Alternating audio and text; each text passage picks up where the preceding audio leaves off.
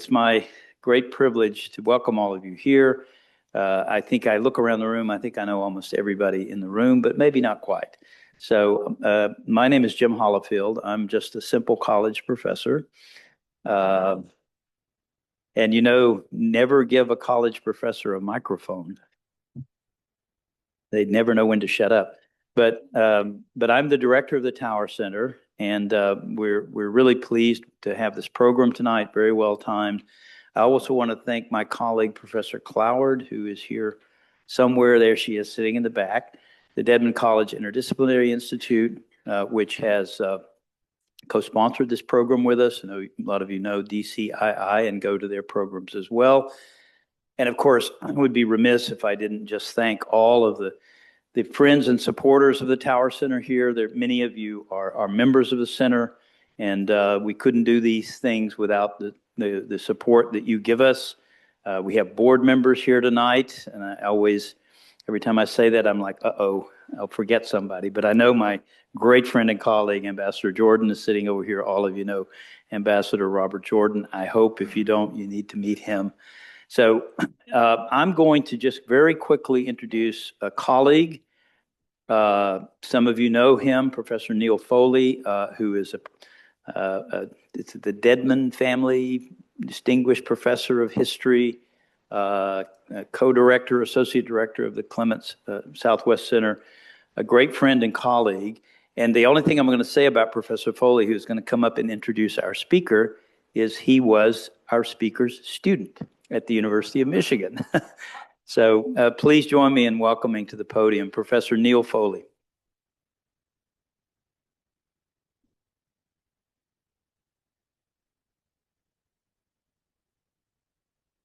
Yes, I want to thank you all for being here tonight, and it's a privilege really to be here. I want to thank Astrid Galvan, who's here, who did all the logistics for organizing and getting us here. And of course, Jim has already mentioned all the sponsors and so forth. Yes, I am a professor of U.S.-Mexico borderlands, and I hold a chair in the Department of History.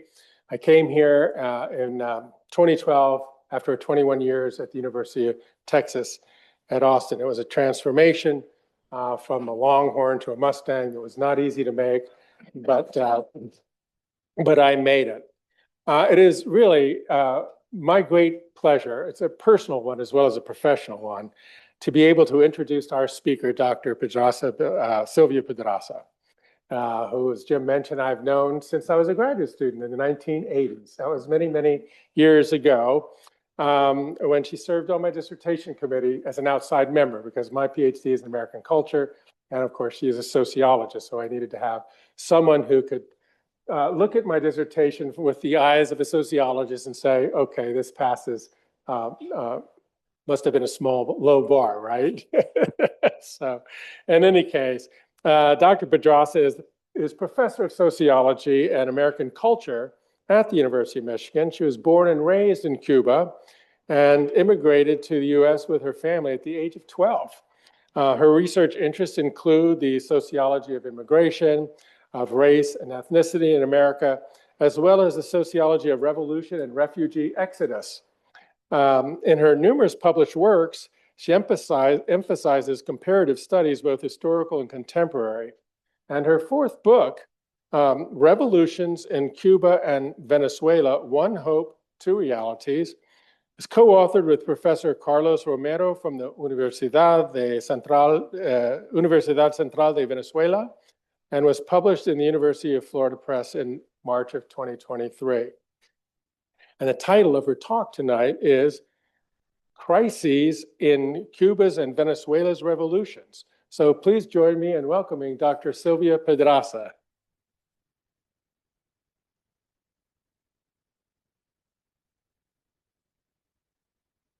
Thank you. As Neil said, it is not only a professional pleasure, but also a personal pleasure to be introduced by Neil. And to have Jim, who invited me to give this talk. And I want you to know that I feel honored by the title of Anette Strauss, Internationalizing Dallas event. and that I've taken it very seriously. I also want to thank the wonderful staff that has worked with Jim, beginning with Astrid Galvan Segura, without whom it would not have been possible, Vanessa Diggs, Luisa Del Rosel. I don't think I've met Luisa yet. She's at Mass. She's at Mass. And Ray Rafidi, who is also at Mass. Yeah, some people have more important things to do. So I'm very happy to be here with you, and let us begin. So this is my focus, because when Jim told me that they were going to put in the flyer Cuban and Venezuelan revolutions, I said, oh no, I can't possibly cover 66 years of two revolutions in 45 minutes. So I am focusing on the contemporary crises in their revolutions. Both revolutions have marked the face of Latin America. Both are now very old, 67 years, 27 years. Both their leaders, Fidel Castro and Hugo Chávez, marched as brothers in arms with similar ideologies. Both created a formidable alliance that was both economic and political through the trade of doctors for oil. Both leaders expected that the two revolutions would succeed or fail together. Both expected that they would check the hegemony, the domination of the United States in the Western Hemisphere. Both are now living through remarkably deep economic crises that are also crises of political legitimacy. So this is a list of all the crises that I will go through very fast, and it's it's good to have a list. And so we begin with a dismal economy, an old population, an old revolution, growing social protest, growing exodus, especially of the young, growing inequality of class and race, the alliance with Venezuela, which is also in decline, and the relationship with the United States. So a dismal economy, this is a phrase that comes from the work of Carmelo Mesalago, who is among Cuban Americans, really our foremost economist. And this crisis now is actually the second major one in Cuba.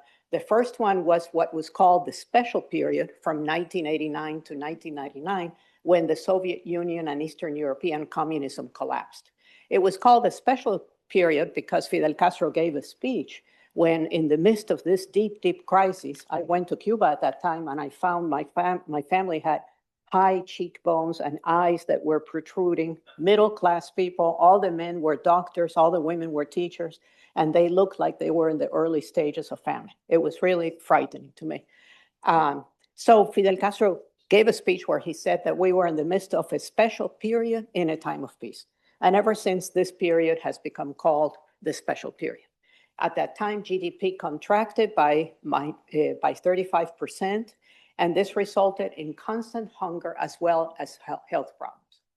This manifested itself also in the crisis of the balseros. The balseros are the rafters who were leaving Cuba on anything that floated. And it could be a little boat, and it could be styrofoam, and it could be the tire of a truck. And about 36,000 Cubans left in the summer of 1994. So these are just a couple of photos. I love to work with photos.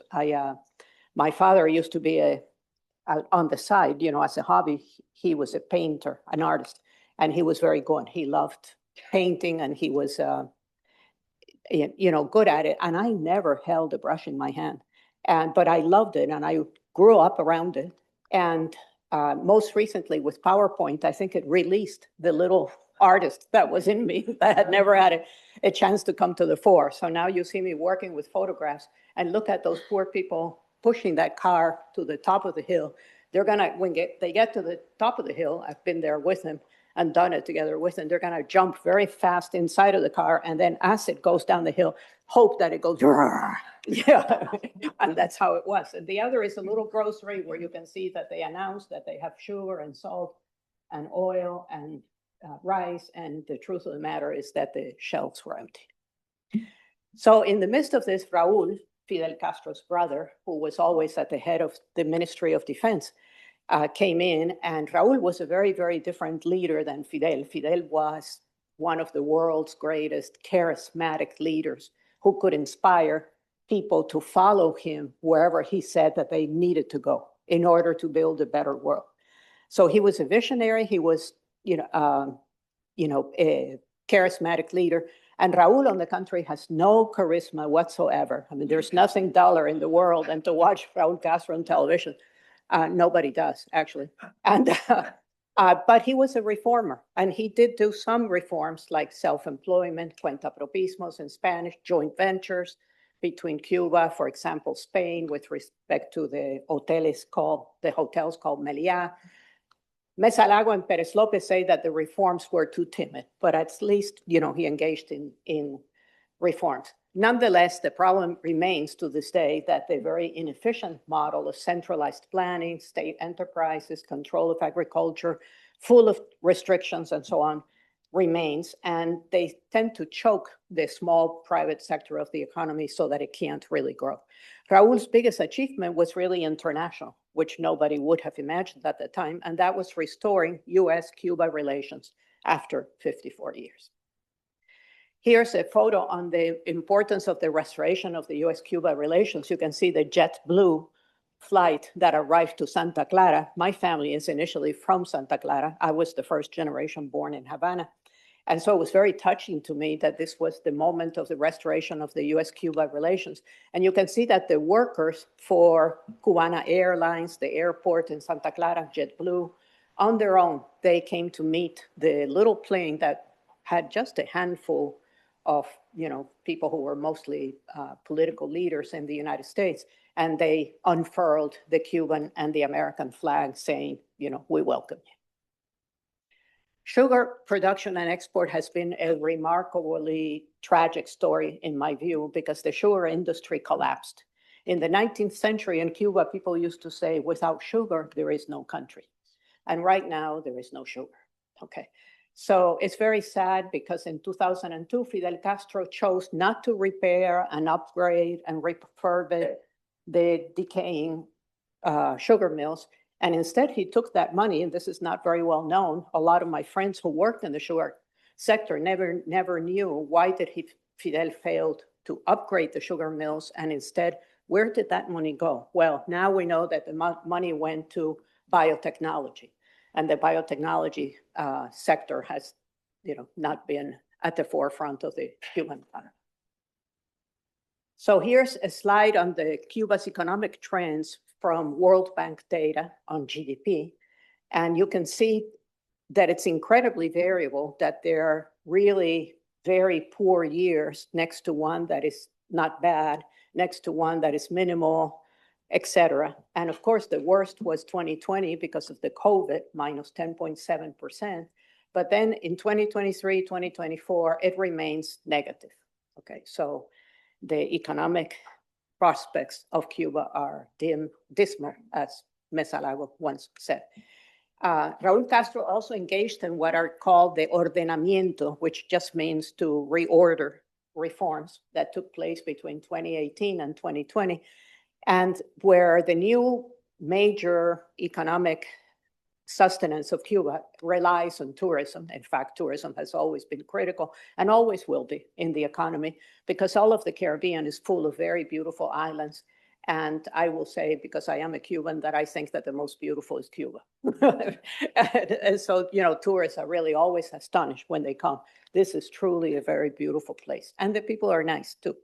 But, in effect, tourism became sort of like a new monoculture instead of just sugar because it is so key for Cubans in the future to diversify the economy so that it doesn't just depend on one or two things, but that hasn't happened since. There was a currency reform, La Libreta, which was the famous rationing book, in which there really never was very much of anything, but there was some rice, some eggs, a little bit of milk, some coffee, a few things, for people to get through the month. And now La Libreta is practically empty. I mean, there's just no way that people can rely on what is inside of La Libreta. Nonetheless, in the last, I would say 15 years or so, it is amazing how quickly internet and cell phones have spread throughout the country. Because prior to that, Cubans had no access to the rest of the world. The rest of the world was very connected with one another, but they were very isolated and they were not a part of the rest of the world. Now I communicate with my family and friends in Cuba almost daily, sometimes on email, but they prefer WhatsApp WhatsApp is more secure. It's an offshoot of Google, no big deal. It's easy for sending photos, which they enjoy.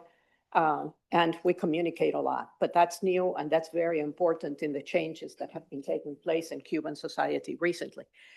Under these reforms that Raúl introduced, Cubans were able for the first time to buy and sell homes.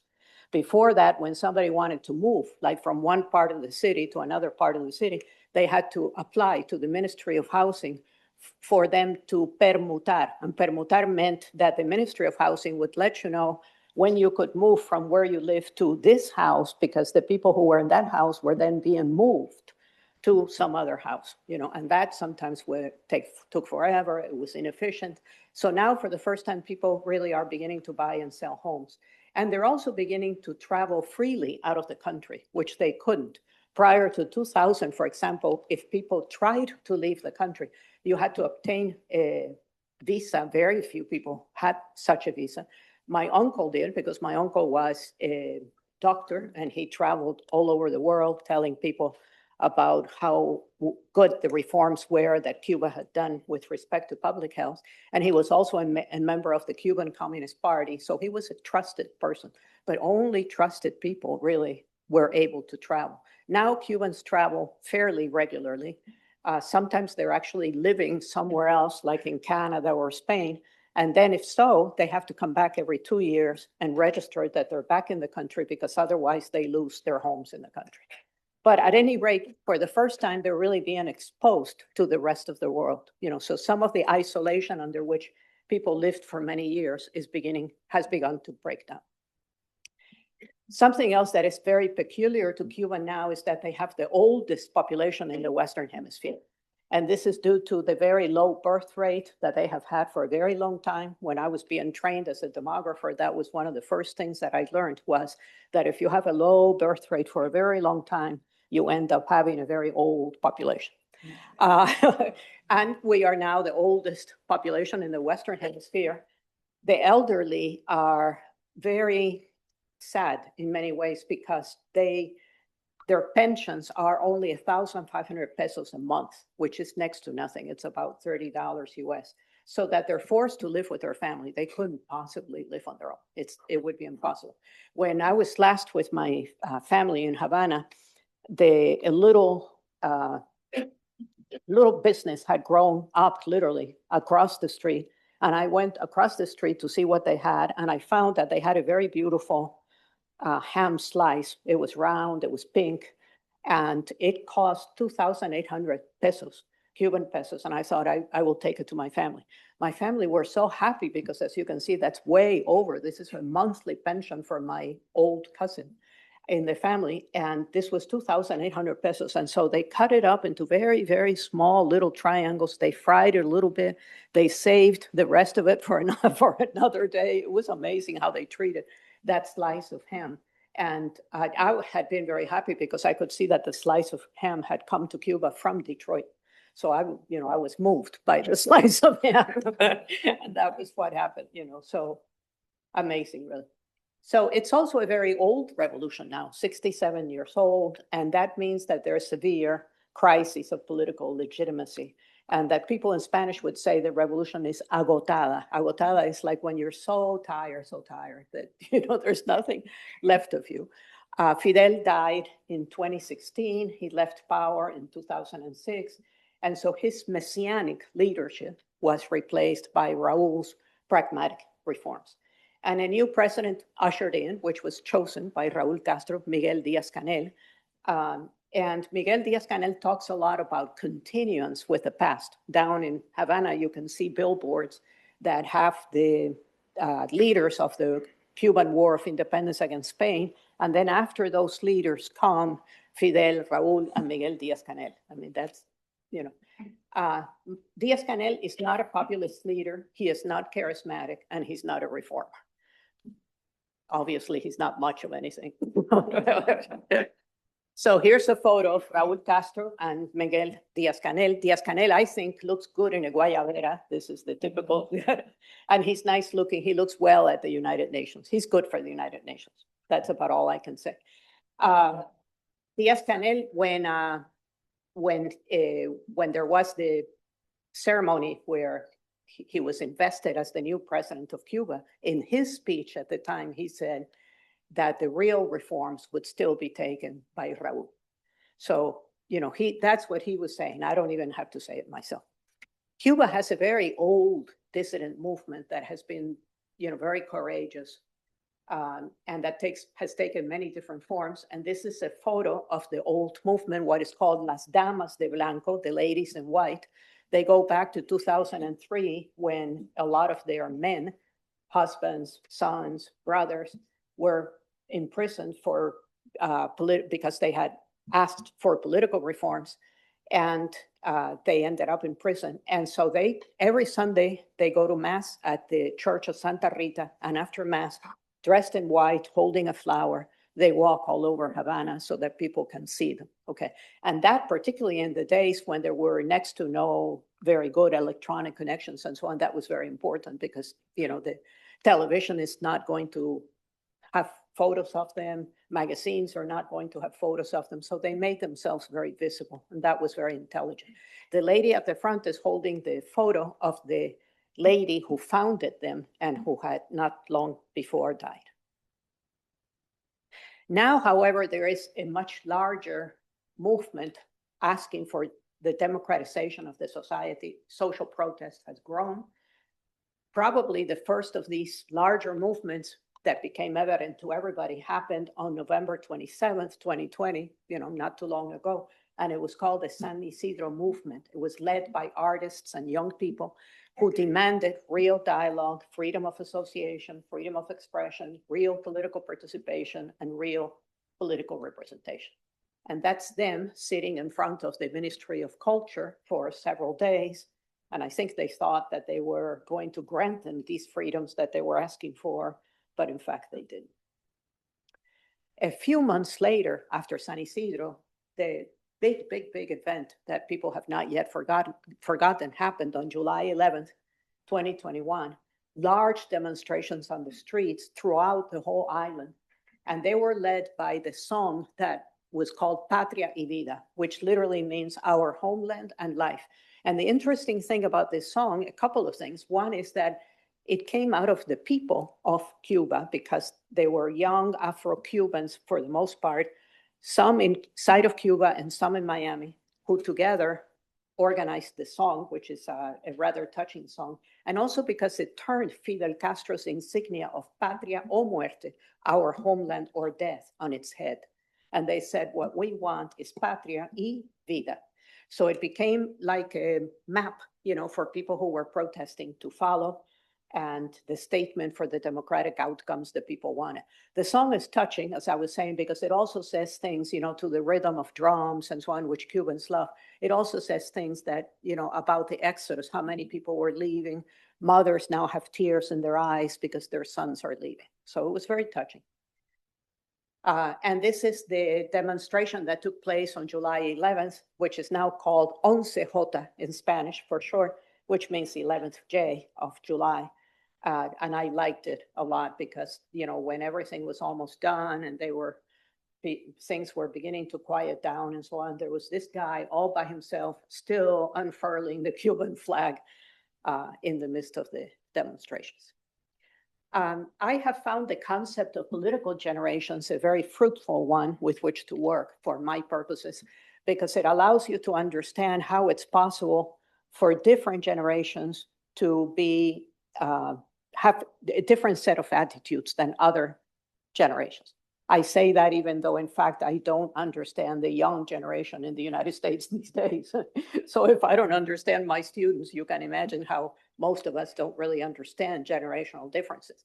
But nonetheless, in a place like Cuba, where there was a revolution, the differences are very marked, okay? And the people who lived through the beginning of the revolution, the people who think of it as the glorious revolution, are still there, although they're getting very old and there's not very many often, but they still cling to its best, okay? I have cousins like this in Santa Clara who all the time think in terms of what the revolution did well, the spread of literacy and public health across the island for everybody.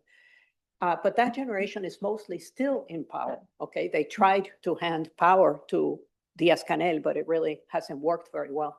And of course, they're not oblivious to the enormous want that exists in Cuban society with respect to food, with respect to transportation, all those things that are a real need, but they blame the US embargo for everything that is wrong. I have tried to have a lot of conversations with my family that so many years ago went down this road. And at some point, the conversation stops because, you know, they blame the US embargo for everything, and they don't blame their political leaders. Okay. And to me, in everything that I have written, I think that one of the very negative aspects of the US embargo, one was, of course, that you know, it made life very difficult for Cubans in Cuba, for the average Cuban. But also the fact that, in fact, what it did is it made the political leaders stronger, because people never blamed them. They blamed the embargo all the time. So if you ever have another chance at another revolution, tell them not to embargo. That's what I think.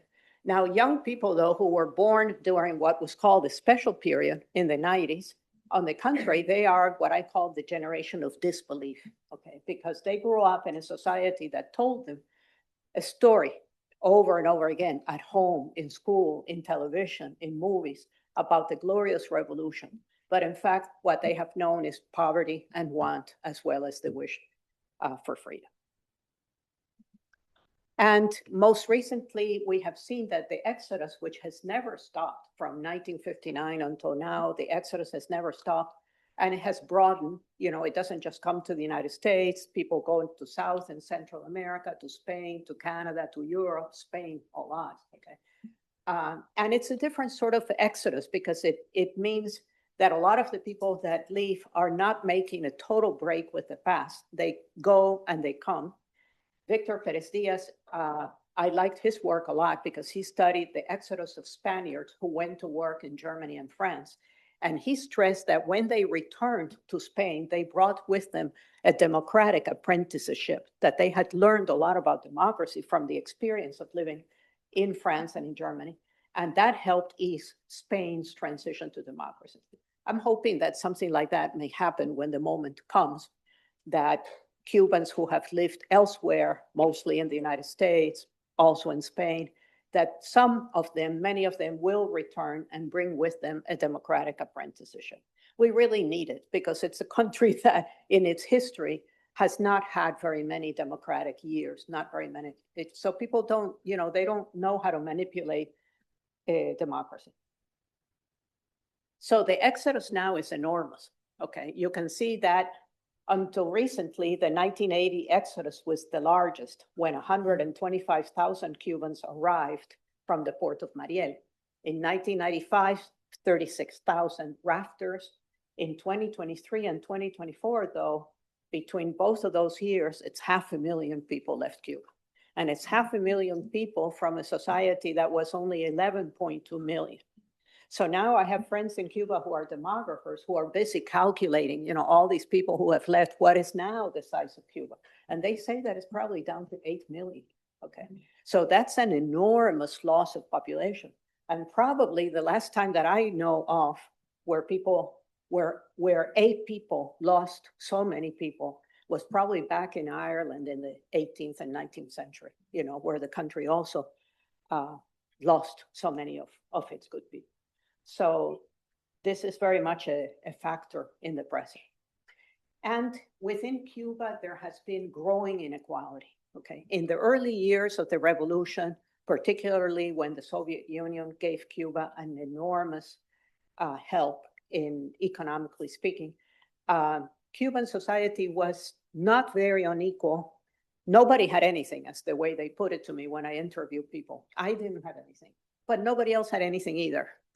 They said. And so, you know, it was sort of like the society was kind of like that, you know. But now, recently, the class and race inequality has been growing in Cuban society, okay? It's important to realize that Cuba has nothing to export now except doctors, okay? Because before it was sugar, but sugar is gone, okay? So now the economy relies on remittances from the emigres. This is very ironic that the same people who left the revolution because of their disagreements with the revolution, are actually upholding the economy back in the island. And the estimates, which are hard to come by because there are no Cuban estimates of emigres, and it would be very difficult to have them because people send things with other people who are going all the time. So if you take into account in-kind transfers like medicines and clothing, it's 6,034 million for 1 year. Okay, so really, remittances is one of the columns of the Cuban economy at present.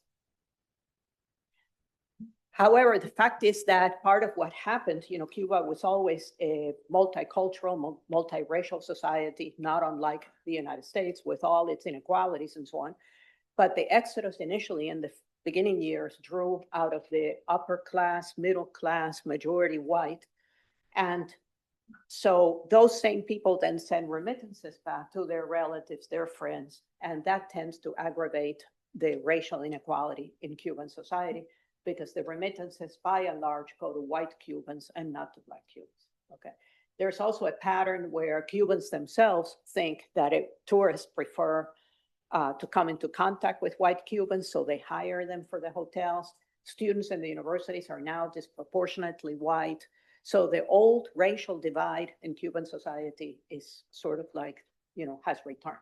And at the same time, there has been a great decline in the quality of social services.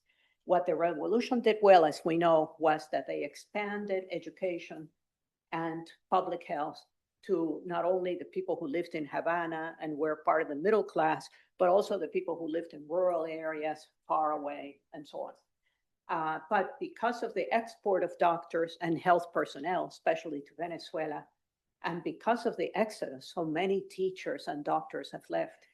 Now, again, you have a steep decline in the quality of social services. A friend of mine who's a professional in Cuba, very much for the revolution all the time. And after this massive exodus that I just talked about, he said to me one day that, I began to ask, like, I'm gonna make an appointment with my doctor. He's no longer here. I'm gonna make an appointment with my dentist. He left. So really you couldn't find these folks on which everybody depended because so many of them had in fact left. And then last but not least, the alliance with Venezuela has been formed. Okay, that trade of Cuban doctors for Venezuelan oil, for Hugo Chávez programs, so missions, as he called them, misiones sociales, barrio adentro, go inside of the barrio.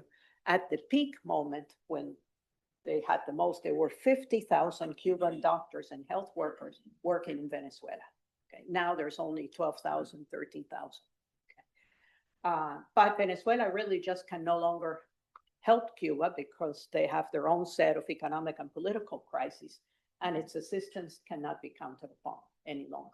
Last time I went to Cuba, Christmas before last, I found that gasoline was so difficult to find. It's even worse now, but at that point it was so difficult to find that we would drive. My cousin would, be driving. She's a good driver. And we would pass a gas station and it was full of these cones, orange cones. And I said, what's that? She said, that means that they have no gasoline, so don't bother driving in. And another good friend of mine said to his son that he should try to find gasoline and store it, keep it, so because I was coming and he wanted me to be able to go wherever I wanted to go. And so he was saving all this gasoline for my coming. But when I told him where I wanted to go, which was a small town about an hour outside of Havana, he said, well, I have the gasoline, but take a look at my car. I don't think we can go that far, So that's how it goes. Okay, so this is a wonderful photo to my eyes. The Chinese say that one photograph is worth 1,000 words. And this one is really very nice because in the background are the students at the University of Havana, and they were just joking around with Hugo Chávez and Fidel Castro, so they tied them together. And to me, that really actually expresses what they both thought, that either both revolutions would succeed or they would both fail. Okay, here's a Venezuelan oil shipment entering Havana. I take pride in being the photographer that took this photo with my little, cell phone. And you can see there that there's the Christ of Havana is right there at the entrance to the right. And this humongous ship full of oil is entering. Okay, here's Venezuela's oil shipments to Cuba, and you can see how steeply they have declined from in the year 2000, 100,000 barrels a day, and now it's about 6,000 barrels a day. Okay, so it's very little, and it's, permanent. U.S.-Cuba relations from Obama to Trump. Under Obama, as we know, there was the restoration of diplomatic relations, which for Cubans in the island was a moment of hope. They really thought that it would open up a new chapter in Cuban society. They were extremely happy. They loved Obama and the girls.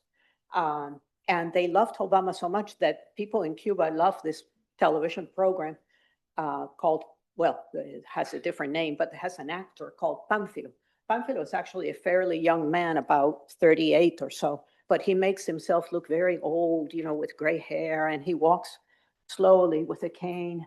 And because of he's sort of infirm and he's older, he says all kinds of things that everybody else identifies with. So people like him a lot. And then Pánfilo and the folks in that program invited Obama to be part of the program. So Obama had a small moment. It wasn't very large, but they were just very happy about everything. Okay. That hope has, of course, dwindled, and, a new beginning was not ushered, really. Okay. Nonetheless, there was an avalanche of tourism from the United States, not counting Cuban Americans, about 4.5 million tourists a year. And I took advantage of it because every time I knew that somebody was going, I would say, oh, wouldn't you like to meet a Cuban family? And then if you could take this package to them, and I would start making a package. And I started feeling like I was FedEx, because package after package after package, I can't cope with so many packages. But, it was just a very active moment with a lot of change going on at the same time. At the beginning of the Trump era, Trump 1.0, as I call them, he has a way of issuing sanctions. His goal, of course, was to undo Obama's reforms and to isolate Cuba. Okay. He prohibited U.S. companies from doing business with Gaesa. Gaesa is a powerful Cuban military-controlled conglomerate that manages tourism, finance, and trade. I am told that they even control the party. I don't know, but, it's... So he ended many of the reforms that had taken place with respect to Cuba over the years. For example, Clinton had started the people-to-people travel and visas. He ended most regular airline flights to Cuba. He closed Western Union that some people relied on to send remittances to Cuba, and that became a problem. So between Trump's sanctions on the one hand and COVID on the other, the fact is that tourism disappeared and it has not recuperated. So here's the new expression of the crisis, is what people call a cacerolazo. Cacerola is a casserole. And this is a very Latin American form of protest where people take a casserole and they beat it with something, making a lot of noise. And that's because the crisis at present has taken the shape of electrical blackouts throughout the island. In some areas, people have electricity for only a few hours a day, so they have to repackage their day in such a way that they can take advantage of those few hours. But it has a lot of cost, in a country where people strive and struggle to get food, and then save it in refrigerators. If you don't have electricity, then the food spoils, so people are very unhappy. And some of these blackouts have been island-wide. So much for Cuba for now. And so I'm going to go a little bit into Venezuela. And you can see that just like I began with Cuba, the different things that I'm going to talk about: a collapsed economy, a massive exodus, a revolution that was really never consolidated, growing inequality of social class and political polarization, alliance with Cuba, relationship with the United States, and a crisis of political legitimacy. Okay, a collapsed economy, hyperinflation. My friends that are Venezuelan economists said, look at the size of the inflation, lack of food and medicines. So again, a lot of hunger, breakdown of public services, lack of transportation, crumbling communication, social unrest, massive street protests, and high levels of crime. Also a massive exodus. The exodus from Venezuela is estimated at 7 million people. So the Organization of American States and the United Nations call it a humanitarian crisis. And Michelle Bachelet, former president of Chile, together, the United Nations and the Organization of American States together commissioned her to go, knowing that she was a democratic socialist, that she would have a fair eye. She went to Cuba and she came back with evidence of human rights violations. So Venezuela lost a lot of international support. Here's the Venezuelan exodus. Some of it, a lot of it, not some of it, a lot of it has gone to Colombia because it shares bridges with Colombia. This is the bridge of Tiendita, I believe. And so people just literally walk over, okay, which, believe me, if you come from an island like Cuba, to be able to just walk somewhere else would really be very nice, but it's not possible. But in Colombia it is. And Colombia has something like 4.5 million Venezuelans living in Colombia. The Venezuelan exodus to the United States, you can see that it has become very large. In 2000, Venezuelans in the US were around 95,000, and now they're around 1.2 million, okay? They had, until now, been granted what is called TPS, temporary protected status, but Trump 2.0 removed TPS. And so a lot of those people are like in a legal limbo. It's a revolution that was never fully consolidated because the person who could have done so was Hugo Chavez. Hugo Chavez was also a leader that had a lot of appeal for people, and he believed in what he called the Bolivarian revolution, and he believed in what he called the socialism of the 21st century, and that was supposed to be a socialism without poverty. But that, in fact, did not come true. After he died, Nicolás Maduro, his vice president, took over, but he became increasingly more and more autocratic all the time. There was a small moment of Biden's immigration reform, Biden's humanitarian parole program for immigrants from 4 countries, Cuba, Venezuela, Nicaragua, and Haiti. And the difference between this and other things was that the sponsors, people had to have sponsors in the United States, the sponsor became responsible for a family for 2 years. But the sponsor need not have been an immediate relative.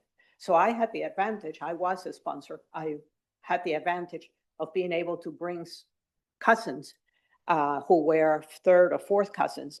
I was not an immediate relative, but I was able to bring them, and they have done pretty well by themselves. However, what most Americans saw every day on television was people at the southern border anxiously awaiting, hoping to come in. And I think that this frightened a lot of Americans. Look at Venezuela's economic trends. They're highly variable. According, again, to the World Bank, minus 17.1%, minus 35%, minus 30%. But then, according to the World Bank, in 2025, due to improved oil production, a lift to 5.3%. So highly variable, but I think it's a pattern of mostly decline. And growing inequality of social class and political polarization. There was one huge difference between Venezuela and Cuba is that in Cuba, most of the opposition left very early on, the democratic opposition to the communist society left, thinking that the United States would not allow communism to establish a beachhead only 90 miles away. But in fact, in Venezuela, the democratic opposition remained, okay? And I find that very admirable on the part of Venezuelans. However, oftentimes the opposition did not respond well because they were very divided, very fragmented. And the person that finally came through, the figure that unified them very recently was the figure of Maria Corina Machado. For whatever set of reasons, civil society came behind her and supported her. Until very recently, the role of the United States was also a big difference between Cuba and Venezuela. There was no equivalent to Bay of Pigs. Okay. There were, however, sanctions that President Trump established, breaking relations, stopping oil shipments to the United States, etc. And he supported Venezuela's opposition, saying all options are still on the table. The alliance with Cuba also deteriorated effectively. It has come to an end. Cuba is no longer receiving oil from Venezuela, and many Cuban doctors are returning from Venezuela to Cuba, what little there is left of the doctors. The relationship with the United States, you can see that there has been a steep deterioration in trade. In 2011, under Chávez, the United States and Venezuela were trading, even under Chávez, 55 billion, but under Maduro, only about $500 million. Oil exports to the United States declined also. Oil exports to Cuba halved. There's only about 6,000 barrels a day now. And there has been in Venezuela a crisis of political legitimacy. For quite a while, there has been dual power. Okay, I chose the phrase deliberately because the phrase goes back to the work of Leon Trotsky on the Russian Revolution.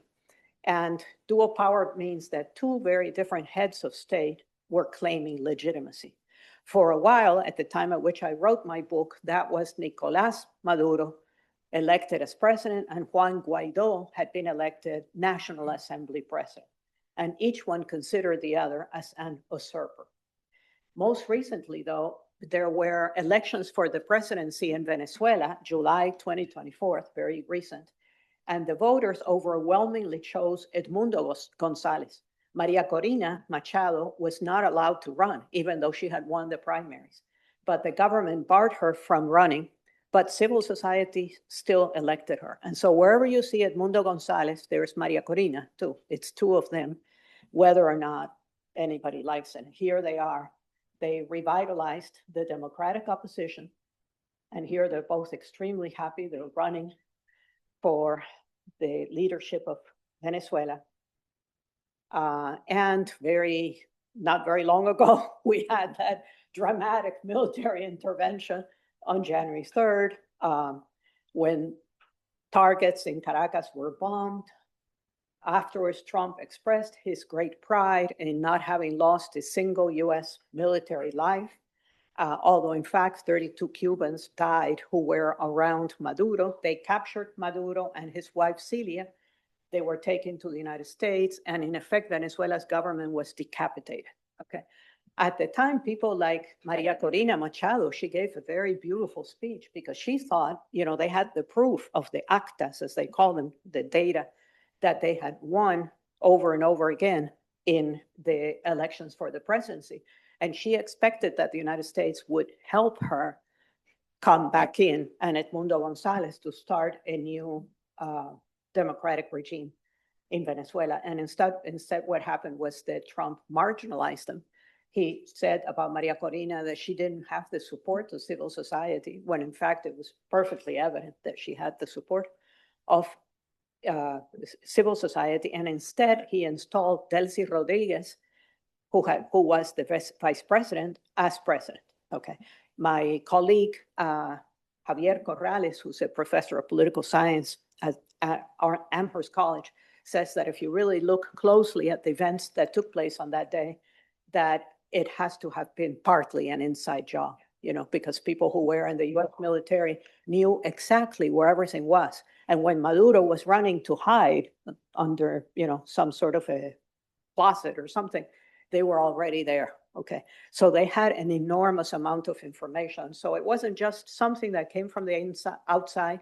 It was something also that was part of the inside, and the two joined together. And in effect, Trump said, Maria Corina and Edmundo González don't belong here. The new president is Delcy Rodriguez. And when people asked him, and who runs Venezuela now, he said, I do.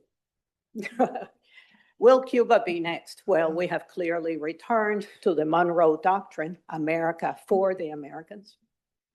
Trump has repeatedly announced that he will take over Cuba, which he says is a very debilitated nation. About that, he is right.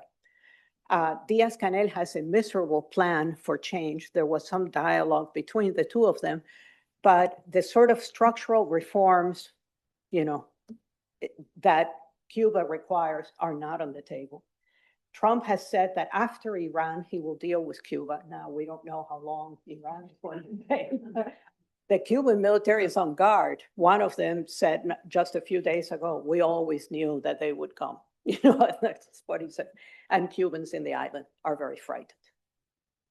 So I'm going to close with the cover of my old book, 2007, Political Disaffection in Cuba's Revolution and Exodus. This was a painting done by Ricardo Blanco, who I interviewed, who was a balsero, a rafter, who was rescued by the US Coast Guard in the summer of 1994, and he went on to live in Guantanamo almost 2 years before they processed him to come to the United States. While he was in Guantanamo, he took a bed sheet, somehow made it stiffer, more like a canvas, and he painted this, which is very symbolic. And in my interview with him, he was actually working at a pizza parlor in Lansing, an hour away from me, when he came to the United States, and he was an excellent interview. But he, showed me the painting, which I bought from him, and it's in my house now. And it's a very beautiful painting because in a very symbolic way, he said to me what he wanted to tell me in the interview, which was that Cuba was that white dove that you see her sort of choking, gasping for air. And there's a hand that is oppressing her, a metal hand. And I said, who oppresses her? And he said, look at the flags, the flag of the United States and the flag of Cuba. Both governments oppress her. I think today we could add another flag, and that would be the flag of Venezuela.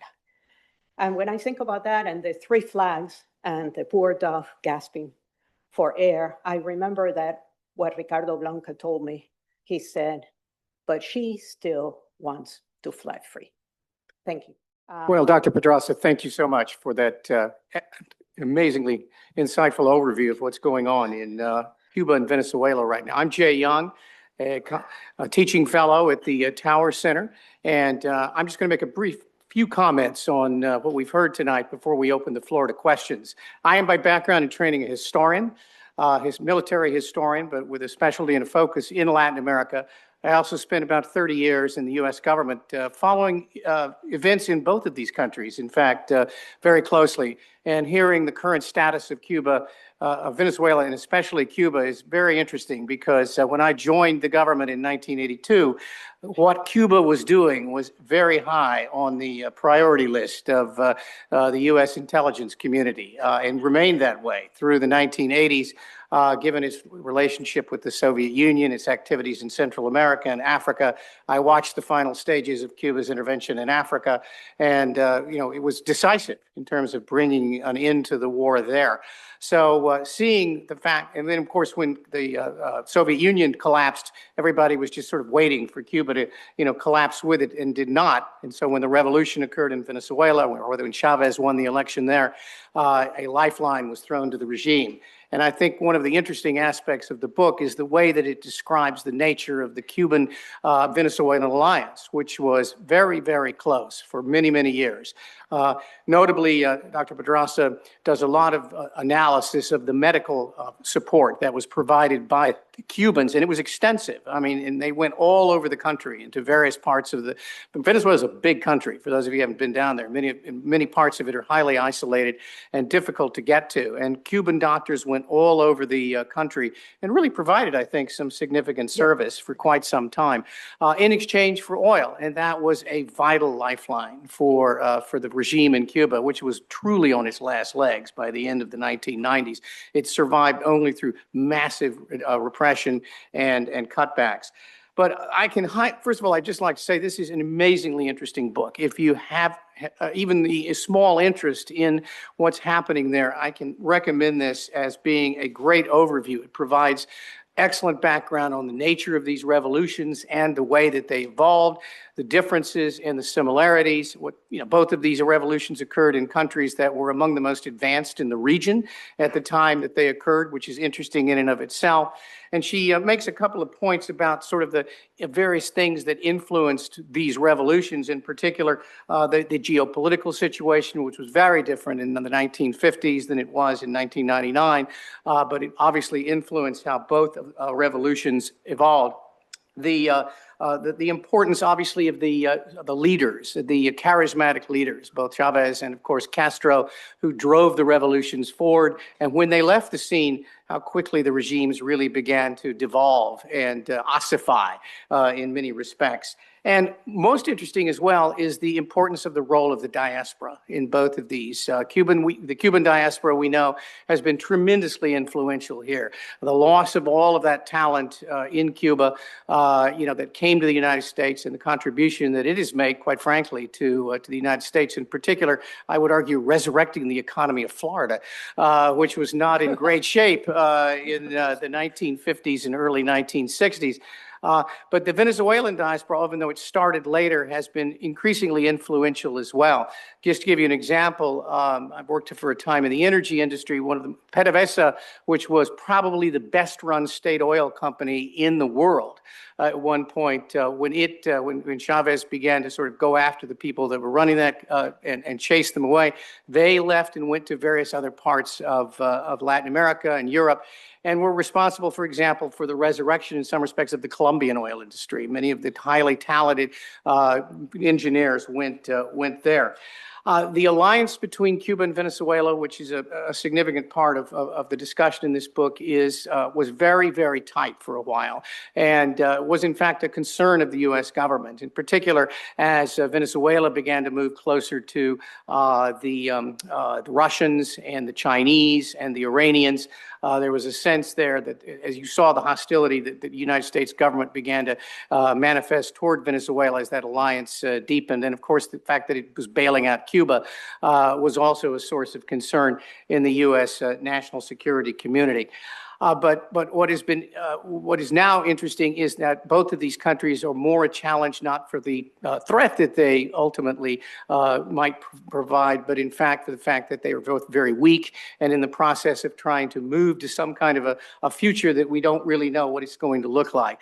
I would argue that Cuba probably has by far the deepest hole to dig itself out of, which you quite accurately talk about. No civil society really exists there in the sense that it still does in Venezuela, which you point out in the book, I think, very well. And the economy there is absolutely flat on its back. It has no oil. It has no natural resources. All Cuba has really ever had, aside from sugar, is the talent of its people, many of whom have left the country, and for some cases, many, many years. So we're in the process of sort of seeing what's going to happen. The United States has inserted itself directly in both countries with, first of all, as we mentioned, the seizure of Nicolas Maduro and the management of what appears to be the oil resources in Venezuela and trying to increase production there, and working with a remnant of the previous regime, Delcy Rodriguez.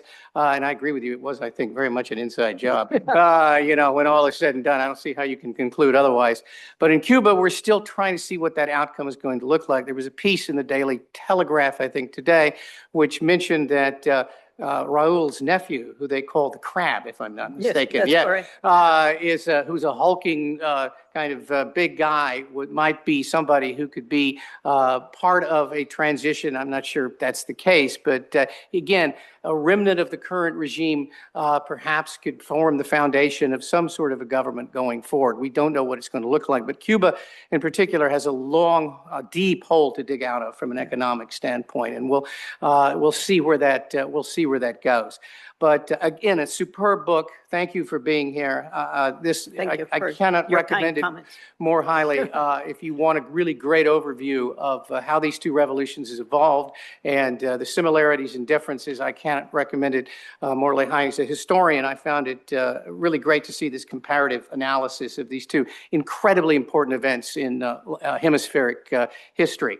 So with that, I will stop and open the floor to questions. I'm sure there's going to be a lot. Look at all those hands. All right. That's great. Why don't we start right here? Wait a minute. We're going to bring a microphone to you. So, when I was last in Cuba, there was a strong military presence. Yeah. Is that still there? And will they just, if Trump goes in, will they just crumble, do you think? Crumble, I don't think that they will. What I'm hoping is that they will become divided. I think that when I look at the photographs of what happened in Eastern Europe and also in Russia at the time of glasnost, perestroika, the deep changes that took place in Eastern Europe, that you can see lots of times young people protesting on the streets and the police, the military near them, not doing anything other than smiling, you know. Yeah. And I'm hoping that at least a few of the Cuban military will act that way. I'll just add that Cuban military is highly professional. Yeah. I think a lot of people don't realize just how powerful it once was. It has a strong esprit de corps. It was very combat experience for many, many years. It's not very well equipped anymore, but it has a strong institutional identity, which I think, again, will make it crucial in the transition in one form or another. Ooh, you have a lot of. Let's see. Why don't we go back there? Yeah.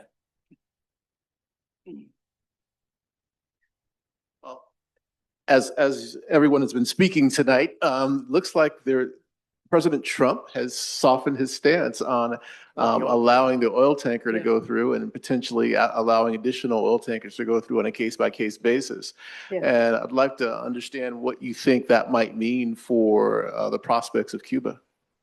Well, I am personally glad that he has softened his stance, because I think all the time in terms of people that I know, my family, my friends, you know, human beings that are there, and how some of the most extreme sanctions are going to hurt them as human beings. And that isn't something that I want. I think he softened his stance partly because he's going to be very busy with Iran for a while, although he initially said that it would be a very quick job, but it doesn't look so quick. And I think also something about him and Putin. One of my friends here in the audience told me that it's a bromance, and I'm not even sure what a bromance means, but I think that they do have some amount of respect for each other and some amount of fear of each other also. And so, you know, for now, it looks like he has softened his stance, but. Yeah, Dr. Thank you. You mentioned that Trump has announced that he is now the leader of Venezuela. And based on your experience, your studies, and your contacts, how do they feel about it? About what? I'm How sorry? do Venezuelans feel about it? Is that your question? How the Venezuelans feel about it? About what? About Trump saying he runs Venezuela. Oh, I think that they're very frightened. I think initially the first reaction among Venezuelans was sheer joy that they were getting rid of Maduro, because nobody wanted Maduro, you know. But then came, you know, the slight recognition of the fact that everything else was going to stay the same. You know, the military is there, the party is there, everything is still the same. And in general, it seems that people are very frightened, like to go out on the street and so on, that they're really quite frightened of what could happen next.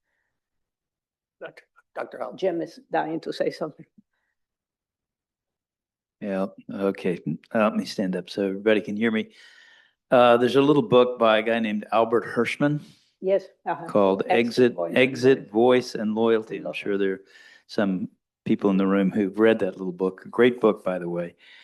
And Hirschman says, you know, in any society, if you're having problems, you have three options. Exit, you can get out. Voice, you can stay and try to make a difference. Or just remain loyal. So my question to you, Silvia, is think about exit, voice, and loyalty. Would Cuba and Venezuela have been better off if all the people hadn't left, if we had tried to keep them there to change these countries' societies? Should the U.S. have opened its doors and let so many people in, or should we have tried to keep people there to really make a difference?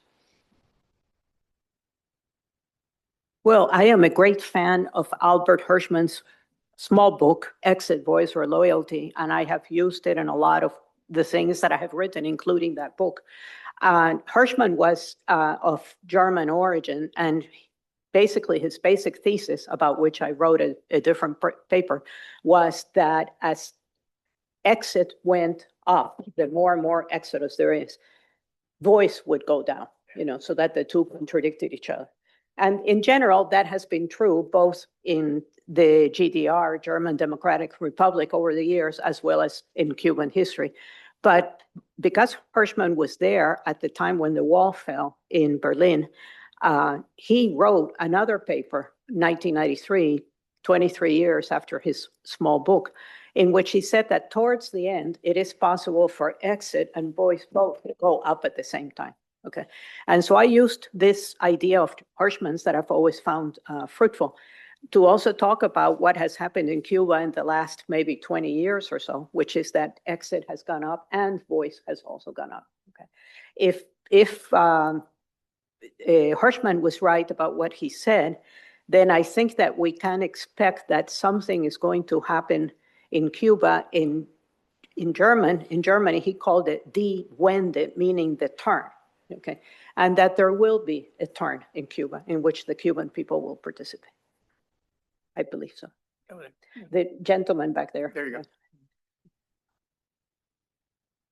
go. Dr. Pedraza, thank you for your speech. What do you make of Delcy's reforms so far, economic and social, like when it comes to oil, political prisoners, etc.? And then also, do you sell the book in Spanish? No, the book in Spanish. I'm actually working on the old book coming out in Spanish.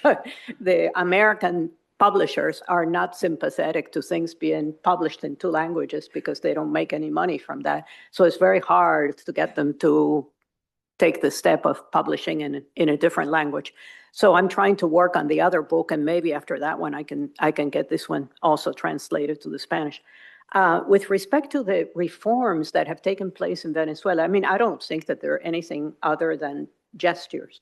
I think Venezuela released something like 51 political prisoners or so, but that's remarkably little, and I don't know who they are. But people who know who they are, you see the list of names of the 51, tell me that some of them are not political prisoners, that they're just common prisoners. Okay, and Cuba did something similar recently. They also released a very small number of political prisoners when in fact the NGO called Prisoners Defender, which is out of Spain, says that from July 2021 till now, there have been over 1,000 political prisoners and they're still there.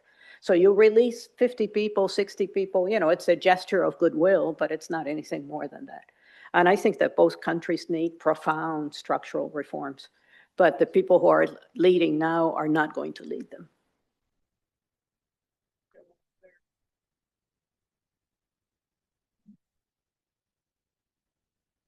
How optimistic are you about a transition in Cuba and perhaps also in Venezuela to a healthy civil society, given also that the diaspora may have an idea of Cuba and Cuban nationalism that's very different than the idea of what Cuban nationalism means to the people who live in Cuba today? Yeah, I don't know that optimistic is the right word. Some years ago, beginning in the 90s, Cuban exiles who were of a moderate political persuasion in Miami were aware of the fact that someday the possibility of a political transition might come about. And the way that they decided to face that was by refounding three major political parties that had existed in Cuba in the 1950s before the revolution. In the 1950s, Cuba was a multi-party system, and so there were lots, actually, of political parties. But the three big ones that they chose to come back to life were also ones that had an international presence, okay? One was the Social Democratic Party, the other was the Christian Democrats, and the other one was the Liberal Party, okay? As of many years later now, what is left of the Liberal Party, the major person who was the head of it died. He was a very charismatic and very capable leader, but he died not too long ago. And he used to say that the number of people that were members of the Liberal Party now in the Cuban exile community that you could put all of them together in a taxi, so that it was remarkably small. The Social Democratic Party always had a lot of sympathy among Cubans because the old Cuban political life, most of the parties had been Christian Democratic or Social Democratic. But organizationally, in terms of administration and so on, the people who decided to run them for some years had not done so very well. And so they were not very viable. Okay. The one that has turned out to be the most viable, which is interesting to me, is the Christian Democratic Party. Both because of the role that they played in Europe after World War II, which interests me a lot. I tried to read a little bit about it so I can, inform myself of the possibilities. But the Christian Democrats were very important in France and Germany, in particular, at the end of World War II. And they have turned out to be the party that has the biggest presence, not in the United States, but in Spain, they do. And interestingly, the few people that have managed to survive, because so much time has passed, that a lot of people who were very interested and capable and caring about these things have died. It's as simple as that. And then the young generations, they become very American, so there really is a vacuum there. But nonetheless, despite that, the group of people that is in the United States, what they did well is that they managed to use WhatsApp. Zoom doesn't really work in Cuba. You can almost never get a Zoom call through, but WhatsApp you can. And they found a lot of sympathy from people inside of Cuba for the Christian Democratic Party. And that's the one that at present has some life, So it's not everything that people had hoped for, but there would be a need, first of all, to reinstitutionalize some political parties. The lady there. Oh, okay, we'll come back. Yeah. Go ahead.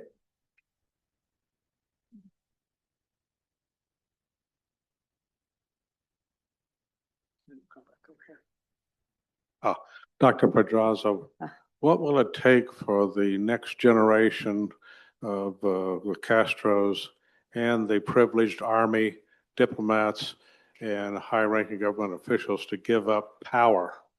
It seems that no matter how tough the sanctions are, these people, these evil people, will always benefit. They will always be able, in their kleptocracy, to skim off the top, stay in power. There seems to be no opposition.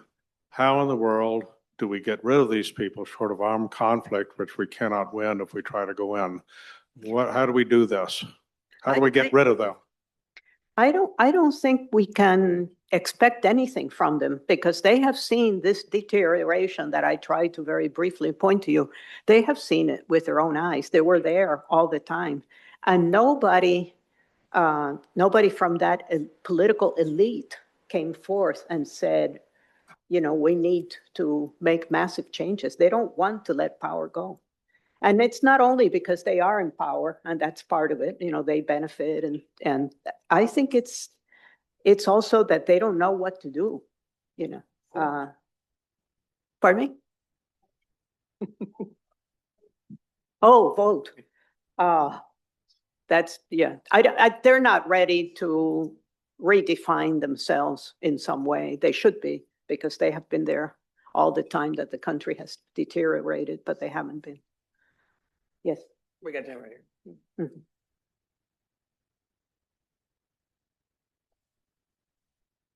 You talk about generational differences. Yes. And you mentioned that the population in Cuba is very old.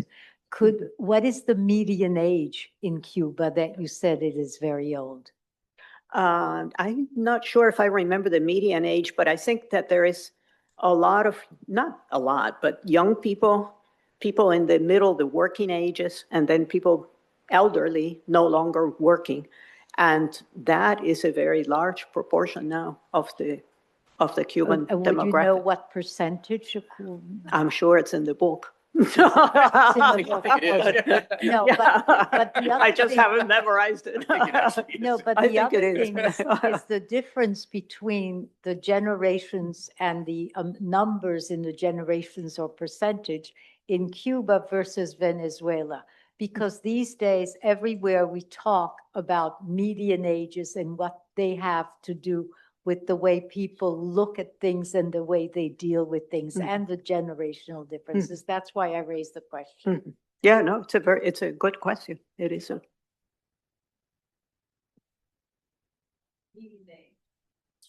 That's not too different from Japan. Got one time for one more question? Yep, right there. Here, wait, we'll get you the microphone. Oh, you may not need it. I've been through this for a long time, and I've always wondered what would have happened if in 1958, after Castro took over the United States, and he actually spent quite a bit of time here in the United States before he went to Cuba and took over the country.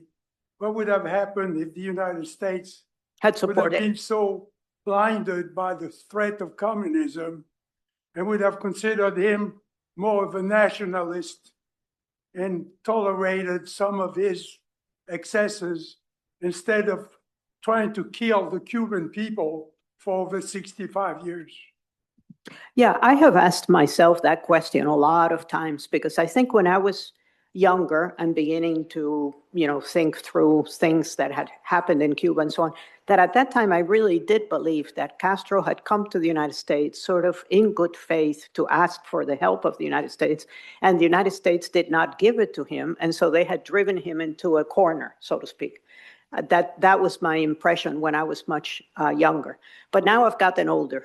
And as I have gotten older, I think that my view has changed and that I see him now more as somebody who wanted power, and the United States denied it to him, and so he turned to the Soviet Union. But had the United States supported him, helped him, he would have probably become what Margaret Thatcher once called a tin pot fascist dictator. Which is different than a tin pot communist dictator. Yeah, well, I think we are out of time to wrap this up, but we're going to have to bring you back in a year.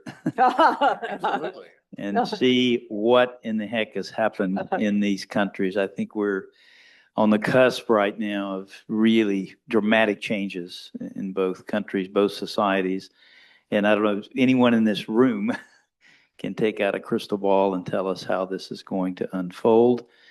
I guess we can hope that it will not result in the loss of a lot of life. I hope so. That these will be peaceful transitions. We can only hope. And I think the Cuban people and the Venezuelan people have suffered tremendously, and they deserve a much better fate. So I hope that you will all, watch carefully what's going on. And, Professor Pedraza is a public intellectual figure professor. She's got email, and so maybe you'll have a chance to have an exchange or two with her as we go forward. I also want to give a special thanks to Dr. Young, my colleague over here, who did such a great job in moderating the discussion and commenting. And we have a lot to learn. And those of you who come to our programs regularly, we've got so many things going on here at SMU and the Tower Center. We have a big program coming up on security, looking at what's happened to the liberal international order. So you might want to check the website, come back for that program.